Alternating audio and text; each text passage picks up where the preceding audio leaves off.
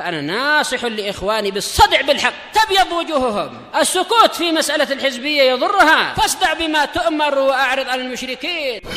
سلامي على دماج ورجالها والشيخ يحيى ودار العلم يا سعد بانيها.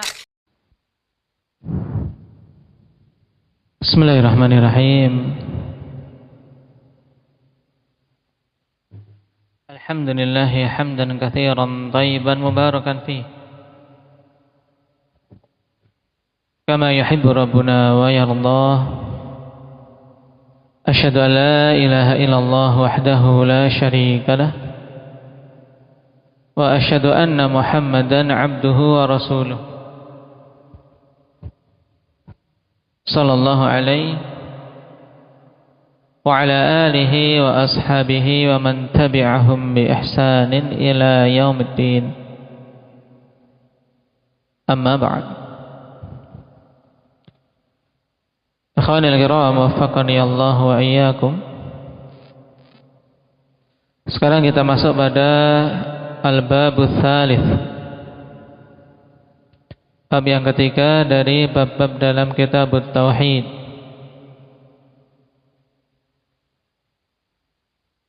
Qala Syekh Al-Mujaddid Muhammad ibn Abdul Wahhab An-Najdi rahimahullah, babun al-khawfu minasyirki.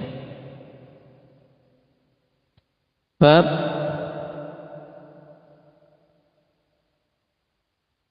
yang menjelaskan tentang rasa takut dari kesyirikan. Bab ini ikhwani fillah hubungannya dengan kitab tauhid jelas. Kenapa? Karena seorang tidak akan mungkin bisa mengetahui tauhid dengan sebenarnya kecuali ketika mengetahui lawannya. Dan lawan dari tauhid adalah syirik. Naam, wa bi diddiha tatabayyanul asya'. Dengan seorang mengetahui lawan dari suatu perkara, maka akan semakin jelaslah perkara tersebut. Sehingga disebutkannya al-khauf minasyirki ini jelas. Nah, karena seorang ahli tauhid, nah, mesti dia akan merasa khawatir dan takut dari kesyirikan. Kemudian hal kedua yaitu keterkaitan bab ini dengan bab-bab sebelumnya.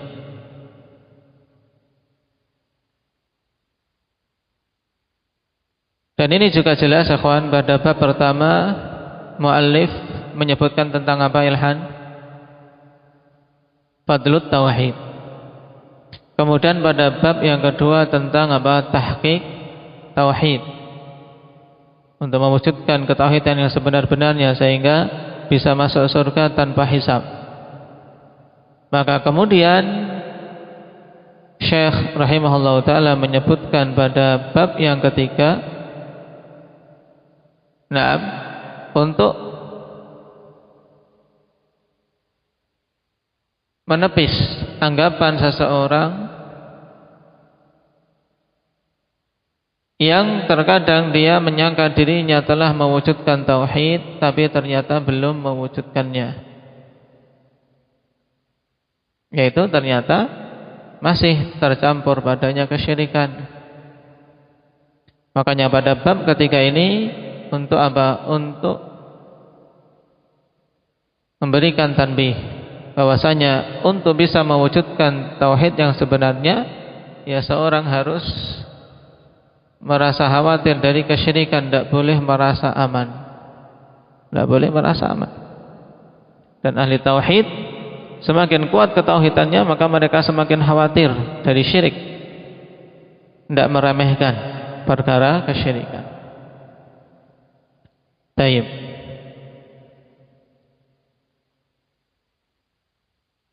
Adapun tentang hakikat syirik dan maknanya, maka kita baca dulu ta'liq dari Imam As-Sa'di rahimahullah.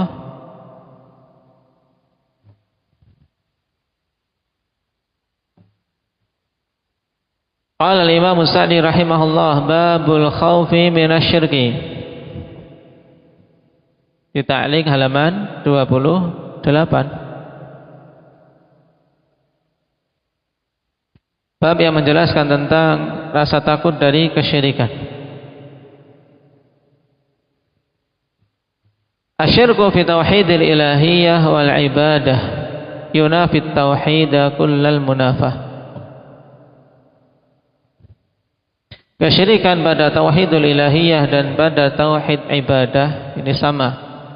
Tauhid uluhiyah, tauhidul ilahiyah dan tauhidul ibadah ini ungkapan untuk satu perkara yang sama, yaitu intinya apa? Pada tauhid uluhiyah, di mana seorang hamba dituntut untuk mengisahkan Allah Subhanahu wa taala dalam peribadatan. Maka kapan saja seorang menyekutukan Allah pada tauhid jenis ini, hal tersebut menghilangkan tauhid secara keseluruhan. Yunafit tauhida kullal munafah.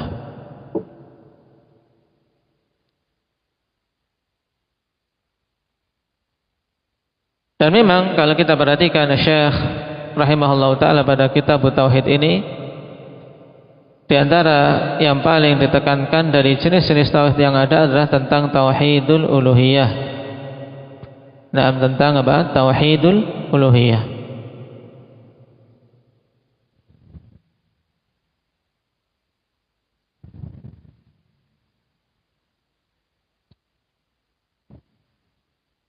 Qala wa huwa naw'an. Dan kesyirikan itu ada dua jenis. Syirkun akbar jali wa syirkun asghar khafi. Nah, ini istilah beliau rahimahullah ta'ala. Cuma di sana ada pembagian yang lebih bagus, ikhwan, lebih detail. Kenapa? Karena perhatikan catatan kaki. Asyirkul jali wal khafi minhu ma yakunu syirkan akbar wa minhu ma yakunu syirkan asghar. Wa annal khafiyya wal jali huwa taqsimun akhar li syirki bi'tibarin akhar. Nah, ini tanbih bagus. Nah, maksudnya apa? Syirik jali, syirik yang jelas, dan syirik yang tersembunyi itu ada yang masuk kategori syirik akbar dan ada juga yang masuk kategori syirik asghar. Sebab khafi dan jali itu adalah pembagian yang lain untuk kesyirikan dilihat dari sisi pandang yang berbeda. Oleh karena itulah, kawan, nah, lebih bagus untuk tidak memberikan tambahan kalimat kata jali dan khafi di sini. Jadi syirik terbagi menjadi dua, syirik akbar dan syirik asghar. Taib. Pembagian ini, akhwan, dilihat dari sisi hukumnya. Ya, taqsimus syirki bi'tibari hukmih. Pembagian syirik dilihat dari sisi hukumnya, maka terbagi menjadi dua, yaitu syirik akbar dan syirik asghar. Namun sebelum kita masuk pada pengertian masing-masing dari kedua jenis syirik tersebut, perlu kita ketahui terlebih dahulu pengertian syirik secara umum. Pengertian syirik secara umum. Baik.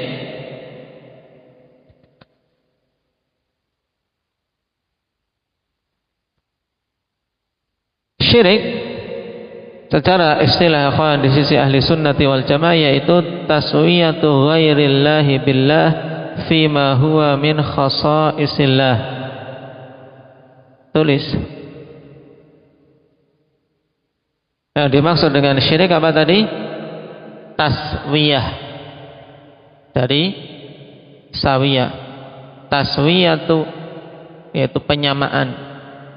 Ghairillahi billah, penyamaan selain Allah dengan Allah. Fima huwa min khasaisillah, pada perkara-perkara yang itu merupakan kekhususan Allah. Inilah syirik. Maka siapapun itu yang menyamakan selain Allah dengan Allah pada hal-hal yang merupakan kekhususan Allah, maka berarti dia telah berbuat apa, Abdullah? Telah berbuat syirik. Telah berbuat syirik. Nah, pengertian ini diambil dari firman Allah Subhanahu wa taala di surat Asy-Syu'ara ayat yang ke-80, ayat yang ke-98. Dan di ayat ke-97 Allah katakan, tallahi in kunna la fi dhalalim mubin idz nusawwikum bi rabbil alamin. Allah kabarkan tentang perkataan musyrikin ketika kelak mereka di akhirat, mereka mengakui bahwasanya dulu mereka terjatuh dalam syirik. Nah,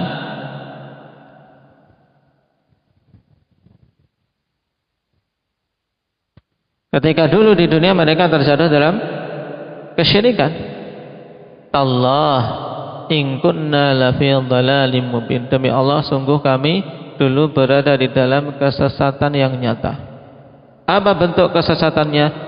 Idz nusawwikum bi rabbil alamin. Tatkala kami nusawwikum, menyamakan kalian berhala-berhala, segala sesuatu yang mereka sembah ketika di dunia, disamakan dengan apa?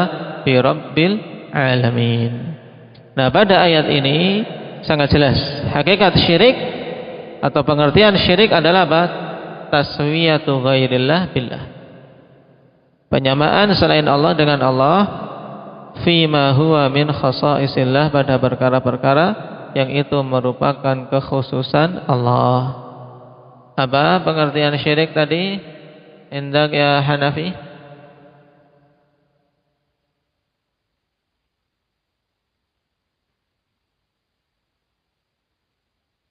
Fima huwa apa? Min khasaisillah. Apa pengertian syirik? Ini harus mungkin. Apa, Afif?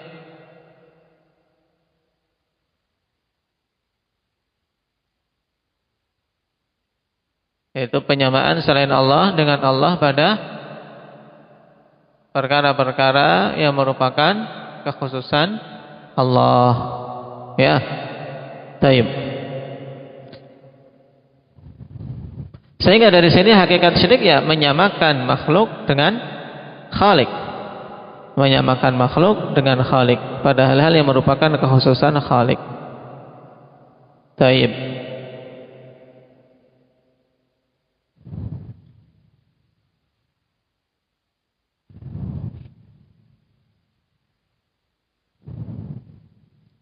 Dan penyamaan ini, ikhwan, penyamaan makhluk dengan Khaliknya, penyamaan selain Allah dengan Allah, ini terbagi dalam 3 bentuk. Yang pertama, taswiyatun taqa'u fil qalbi wan niyat. Perincian ini antum jangan sampai luput dari mencatat. Perincian yang bagus. Nah, dicatat di buku tulis, jangan dicatat di kitab kecuali tulisannya sudah bagus sehingga tidak ruwet kitabnya. Taswiyatun taqa'u fil qalbi wan niyat. Yang pertama adalah penyamaan yang ada di dalam hati dan niatan-niatan.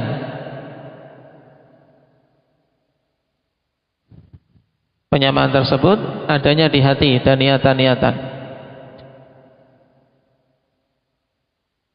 Maka biasanya untuk penyamaan jenis ini masuknya kategori syirik akbar yang mengeluarkan pelakunya dari Islam. Seperti apa? Seorang meniatkan mendekatkan diri kepada berhala, menyembelih kambing dengan niatan untuk mendekatkan diri kepada penghuni kubur, maka ini syirik akbar. Dan terkadang masuk kategori syirik asghar seperti riya yang sedikit.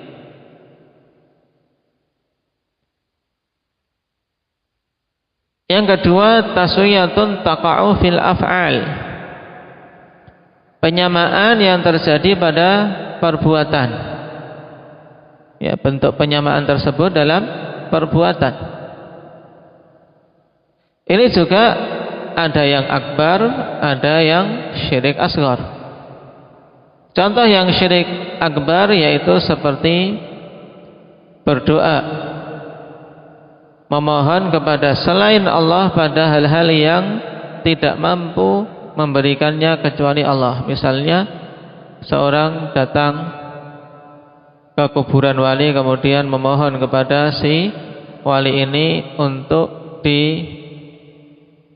dilancarkan rezekinya, atau yang belum mendapatkan keturunan untuk diberi keturunan, maka ini masuknya syirik apa? Itsnan akbar. Dan bisa masuk pada kategori syirik asghar yang berupa perbuatan seperti seorang memakai cincin. Memakai cincin, tapi yang bagaimana memakai cincin dengan keyakinan cincin ini bisa menjadi sebab tolak bala. Nah, memakai cincin dengan apa? Niatan untuk tolak bala. Meyakini cincin ini sebab tolak bala. Atau memakai gelang atau memakai kalung. Nah, ini perbuatan tersebut, kalau dia hanya meyakini bahwasanya kalung atau cincin tadi sebagai sebab tertolaknya bala, tertolaknya ain misalnya, maka ini jatuhnya dalam syirik asghar. Nanti insyaallah akan kita lewati tentang hukum tersebut, hukum tamaim. Yang ketiga, taswiyatun taqa'u fil alfadhi wal kalimat, penyamaan yang terjadi pada lafaz-lafaz dan kalimat-kalimat.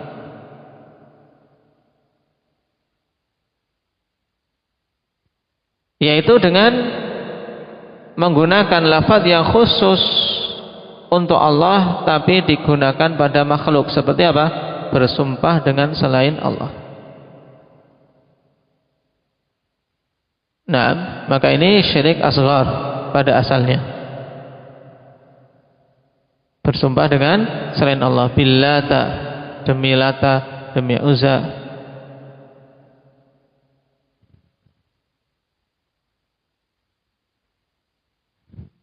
Taib ini jenis penyamaan ikhwan. Ada yang berupa apa? Penyamaan di dalam hati dan niatan. Yang kedua penyamaan dalam perbuatan. Dan yang ketiga penyamaan dalam lafaz-lafaz dan kalimat. Taib. Nah, sekarang kita lanjutkan pada pembagian syirik yang disebutkan oleh Imam As-Sa'di di sini. Nah, bahwasanya syirik terbagi menjadi dua, syirik akbar dan syirik asghar. Taib.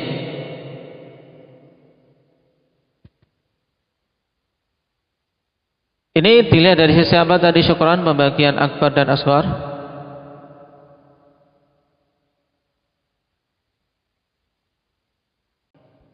Naam. Jadi pembagian syirik akbar dan syirik asghar bi'tibaril hukum, dilihat dari sisi hukumnya.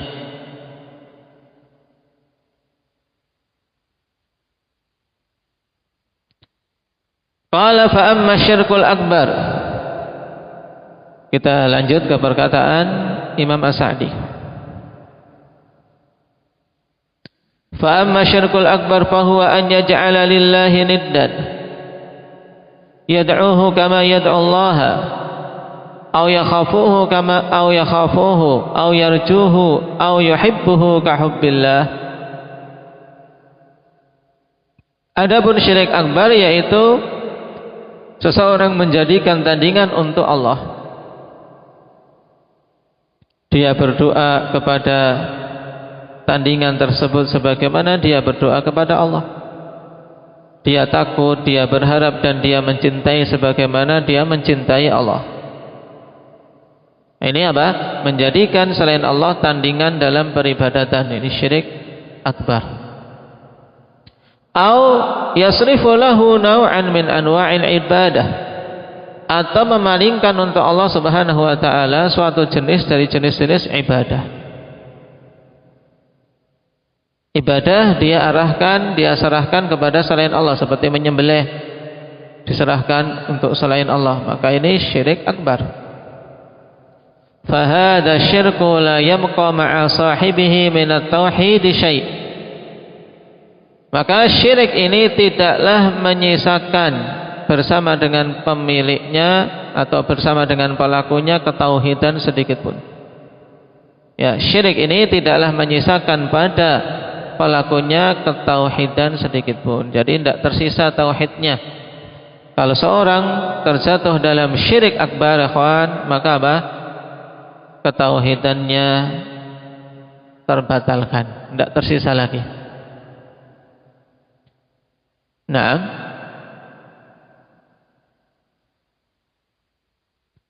Wa hadzal musyrik alladhi harrama Allahu 'alaihi al-jannah wa ma'wahu an-nar. Dan inilah musyrik, seorang yang berbuat syirik yang Allah Subhanahu wa taala haramkan atasnya surga dan tempat kembalinya neraka. Sebagaimana Allah Subhanahu wa taala katakan, innahu may yusyrik billah faqad harramallahu 'alaihi al-jannah wa ma'wahu an-nar wa ma lidh-dhalimin min ansar. Sungguhnya siapa saja yang menyekutukan Allah Subhanahu wa taala, maka sungguh Allah haramkan atasnya surga dan tempat kembalinya neraka, dan tidaklah ada bagi orang-orang yang zalim itu satu penolong pun. Nah, di dalam surat Al-Maidah ayat 72, nanti antum tambahkan dalam catatan,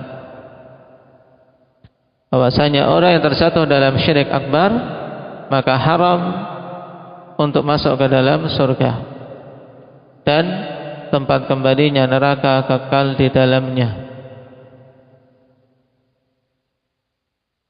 Wala farqa fi hadha baina an yusammi tilka al-ibadata allati sarafaha li ghairi Allahi ibadah aw yusammiha tawassulan.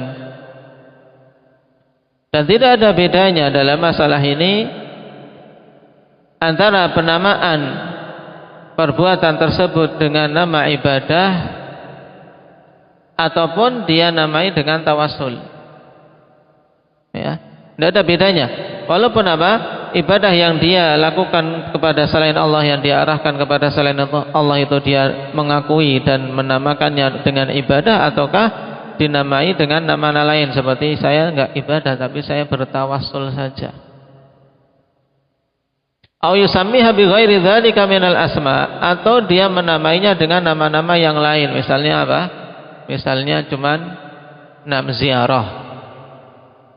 Cuma mau ziarah tapi sebenarnya dia apa? Beribadah kepada penghuni kubur. Nah, atau nama-nama yang lain. Baik. Wisata apa namanya sekarang? Wisata religi. Nah, nama-nama keren, tapi hakikatnya satu, yaitu kalau memang mengarahkan ibadah untuk selain Allah di sana, yaitu dia berdoa minta kepada penghuni kubur. Nah, wahai wali fulan, tolong lancarkan rezekiku. Wahai wali fulan, tolong berikan saya keturunan misalnya, dan seterusnya. Ini adalah apa? Syirik akbar. Li'anna al-ibrata bihaqa'iqil asya' wa ma'aniha duna alfadhiha wa ibaratiha. Ini perhatikan, kaidah ini penting diingat-ingat. Li'anna al-ibrata bihaqa'iqil asya', karena yang menjadi ibrah, yang menjadi patokan adalah li'anna al-ibrata bihaqa'iqil asya' wa ma'aniha, dikarenakan yang menjadi ibrah adalah hakikat perkara-perkara itu dan maknanya. duna alfadhiha wa ibaratiha, bukan bergantung pada lafaz dan ungkapan-ungkapannya. Ungkapan dan lafaz boleh berbeda, tapi kalau maknanya sama, ya hukumnya sama. Syirik walaupun dimaknai dengan keyakinan, walaupun diungkapkan dengan kebudayaan, walaupun dinamakan dengan apa? Dengan nama-nama lain, maka sama hukumnya syirik. Taib, tetap syirik. Nama itu tidak mengubah hakikat. Ini syirik akbar. Dan dampak syirik akbar selain yang disebutkan di sini, ikhwan, disebutkan di sini dari dampak syirik akbar, yaitu apa? Menjadikan pelakunya terharamkan dari surga dan kekal di dalam neraka. Juga dampak yang kedua, bahwasanya syirik akbar menghapuskan semua amalan. Lain asyrakta la yahbatanna amaluka wa la takunanna minal khasirin. Allah katakan kepada nabinya, jika engkau berbuat syirik wahai nabi, maka sungguh amalanmu akan terhapus. Nah, ini dampak yang kedua. Apa itu, Ibror? Amalan secara keseluruhan terhapus dengan sebab syirik. Ayatnya nanti ditambahkan, la in asyrakta la yahbatanna amaluk. Di surat apa ini indaka ya Badri?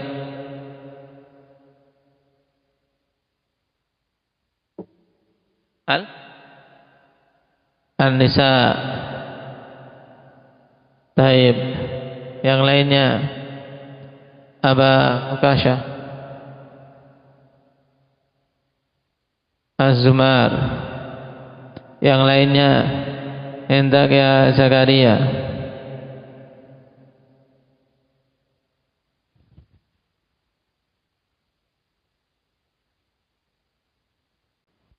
Taib. Nah, pada surat Az-Zumar ayat yang ke-65.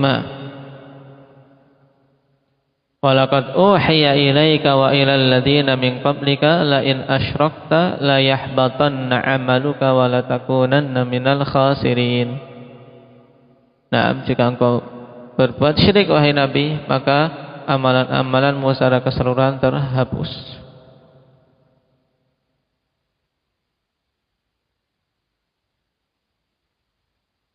Dan jelas syirik akbar mengeluarkan pelakunya dari keislaman, menjadikan pelakunya kafir. Ini dampak yang ketiga.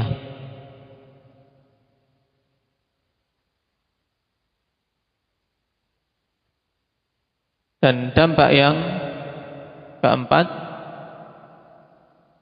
Allah Subhanahu wa taala tidak akan mengampuni orang yang mati dalam keadaan membawa syirik akbar dan belum bertobat darinya. Tidak akan diampuni. Innallaha la yaghfiru an yushraka bih wa yaghfiru ma duna dzalika liman yasha. Sesungguhnya Allah Subhanahu wa taala tidak akan mengampuni dosa kesyirikan dan akan mengampuni dosa-dosa di bawah kesyirikan bagi yang Allah kehendaki.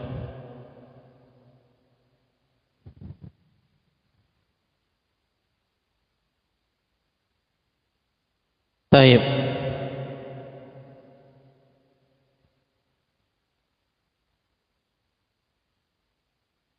Kemudian syirik akbar menjadikan pelakunya halal darah dan hartanya. Dalam artian yang terjatuh dalam syirik akbar maka halal untuk apa?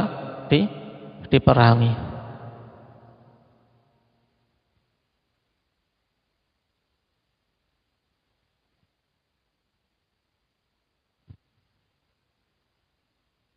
Kemudian pembahasan berikutnya terus apa dhabit dari syirik akbar.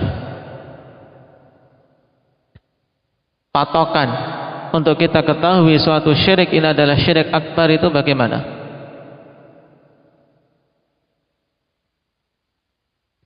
Baik. Anda perhatikan Asyirkul akbar huwa kullu syirkin atlaqahu syari'. Kullu syirkin atlaqahu syari'. Berarti apa? Harus ada penyebutan syirik di dalam dalil-dalil syar'i. Bahwasanya perkara itu adalah syirik. Itu semua syirik yang telah ditetapkan oleh pembuat syariat bahwasanya itu syirik. Wa huwa yatadammanu khurujal insani an dinih. Ini dhabit dari syirik akbar ya kawan. Kullu syirkin atlaqahu syari'u wa huwa yatadammanu khurujal insani an dinih, yaitu semua kesyirikan yang telah ditetapkan oleh pembuat syariat yang terkandung di dalamnya atau yang berakibat keluarnya orang yang melakukannya dari agamanya. Kalimat dalam bahasa Arab lebih singkat. Nah, apa? Sudah hafal? Ismail? Sudah konsentrasi belum? Naam, kullu syirkin atlaqahu syari' wa huwa yatadammanu khurujal insan an dinih. Naam. Sekarang syirik asghar, perhatikan perkataan Imam As-Sa'di. Wa amma syirkul asghar, adapun syirik asghar fahuwa jami'ul aqwali wal af'ali allati yatawassalu biha ila syirki kal ghuluwi fil makhluqi alladhi la yablughu rutbatal ibadah wa kal halifi bi ghairillahi wa yasirir riya'i wa nahwi dzalik. Adapun syirik asghar maka dhabitnya, ya, pengertiannya atau batasannya yaitu jami'ul aqwali wal af'al, semua perkataan dan perbuatan allati bagus kita baca yutawassalu, allati yutawassalu biha ila syirki, itu semua perkataan dan perbuatan yang menjadi wasilah menuju kesyirikan. Ini yang dibawakan oleh Imam As-Sa'di rahimahullahu taala. Dan di sana ada dhabit yang lebih lengkap ikhwan tentang hakikat syirik asghar, antum tambahkan di situ. Naam. Wa adaq min hadha ta'rif antum, wa adaqu min hadha ta'rif, dan lebih detail daripada pengertian ini. Titik 2. Asyirkul asghar huwa kullu ma naha anhu syara' mimma huwa dhari'atun ila syirkil akbar wa wasilatun lil wuqu'i fihi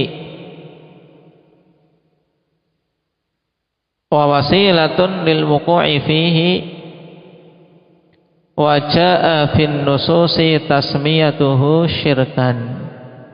Ini sangat penting, pengertian syirik asghar ini sangat penting. Antum hafal, insyaallah sangat bermanfaat pada pembahasan-pembahasan berikutnya dalam pembahasan tauhid. Syirik asghar apa? Kullu ma naha anhu syara', semua perkara yang dilarang oleh syariat ini. Mimma huwa dhari'atun ila syirkil akbar, yang berupa perkara-perkara yang mengantarkan kepada syirik akbar. Wa wasilatun lil wuqu'i fihi, dan merupakan sarana yang bisa menjatuhkan ke dalam syirik akbar. Wa jaa'a fin nususi tasmiyatuhu syirkan, dan telah datang di dalam nas-nas penyebutannya bahwasanya itu syirik. Ya. Jadi ada dua hal yang disebutkan di sini, yaitu apa? Bahwasanya syirik asghar adalah apa? Semua perkara yang dilarang, berarti mesti dilarang. Yang dilarang di dalam syariat kita yang menjadi sarana terjatuhnya seseorang terjatuh dalam syirik akbar, menjadi sebab terjatuh dalam syirik akbar atau akan mengantarkan pada syirik akbar. Jadi semua wasilah yang mengantarkan seseorang ke dalam syirik akbar, kemudian datang penamaan di dalam nas sebagai syirik, maka itu hukumnya syirik asghar. Paham? Hukumnya syirik asghar. Siapa yang lengkap? Nah, dibaca coba. Indak ya Hudzaifah.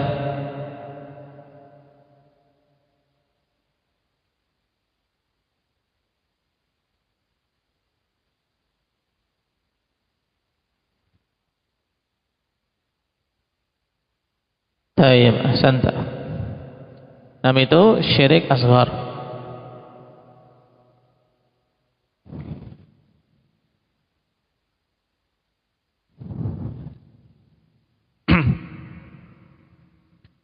Kemudian dicontohkan oleh Syekh kal-ghuluwi fil makhluk alladzi la yablughu rutbatal ibadah, seperti ghulu, perbuatan melampaui batas pada makhluk yang tidak sampai tingkatan ibadah kepadanya.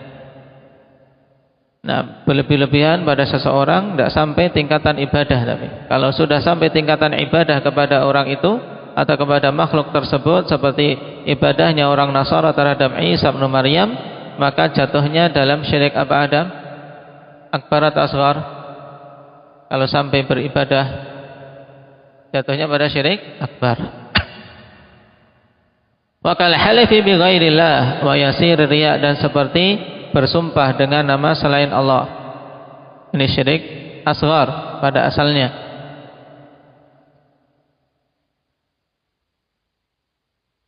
Kenapa? Karena ucapan tersebut dilarang dan merupakan sebab terjatuh dalam syirik akbar ketika sampai meyakini yang dia bersumpah dengannya mampu menimpangkan mandarat, memberikan manfaat, maka jatuh dalam syirik akbar, ikhwan. Wa yasir riya, dan sedikitnya riya, menunjukkan kalau riya sampai banyak seperti riyanya orang-orang munafik pada keislamannya, maka jatuhnya kategori syirik akbar. Makanya yang masuk syirik asghar adalah yasirur riya, riya yang sedikit. Wa nahwi dzalik, dan yang semisal dengan itu.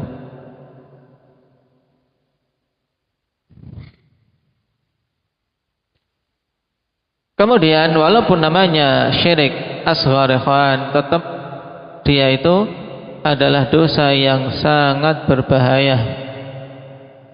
Dosa yang sangat berbahaya. Nah, kenapa? Karena merupakan akbarul kabair. Nah, walaupun namanya syirik asghar, tapi dia masuk kategori akbarul kabair, sebesar-besar dosa besar. Dan juga pelakunya terancam dengan ancaman.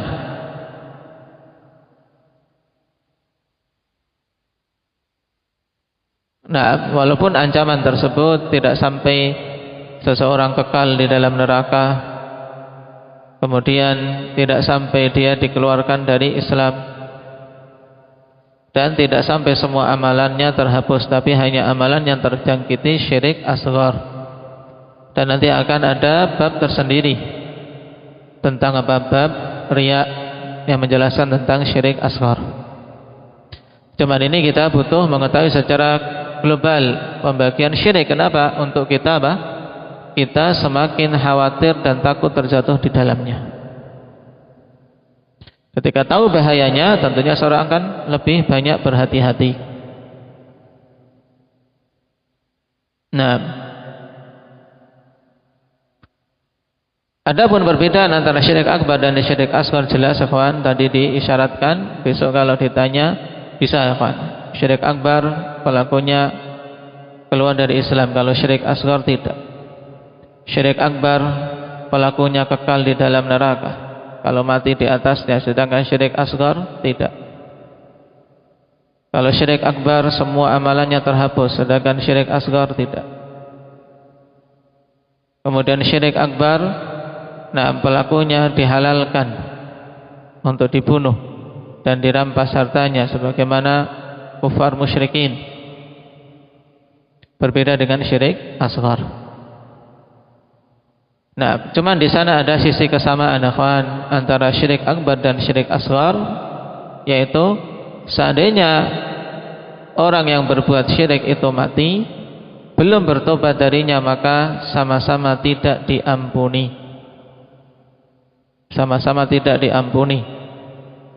Walaupun berbeda dari sisi kalau syirik akbar tidak diampuni dan kekal di dalam neraka, kalau syirik asghar tidak diampuni, di mana dia mesti akan mendapatkan hukuman walaupun nanti akan dientaskan dari neraka setelah selesai ketetapan hukuman yang diberikan kepadanya.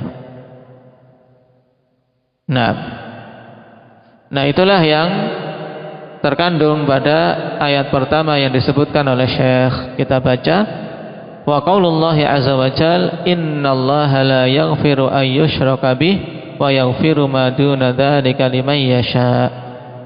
Sungguhnya Allah Subhanahu wa taala tidak akan mengampuni dosa kesyirikan dan akan mengampuni dosa-dosa di bawah kesyirikan bagi siapa saja yang Dia kehendaki.